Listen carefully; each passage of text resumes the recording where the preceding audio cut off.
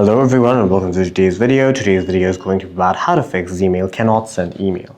The first thing that you can do is check if your internet connection is the problem. For that you can switch between your Wi-Fi and mobile data and also toggle airplane mode on and off on your device to see if that solves the problem.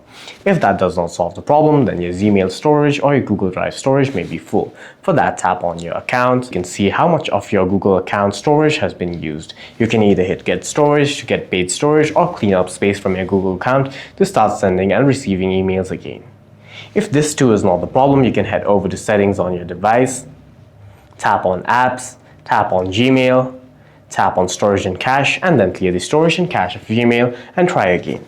If that also does not solve the problem, then you can head over to the Google app on your device, tap on your profile, tap on manage your Google account, and then tap on your Google account, tap on manage accounts on this device, tap on your account, and then hit remove account from your device and re-log in into Gmail after restarting your phone.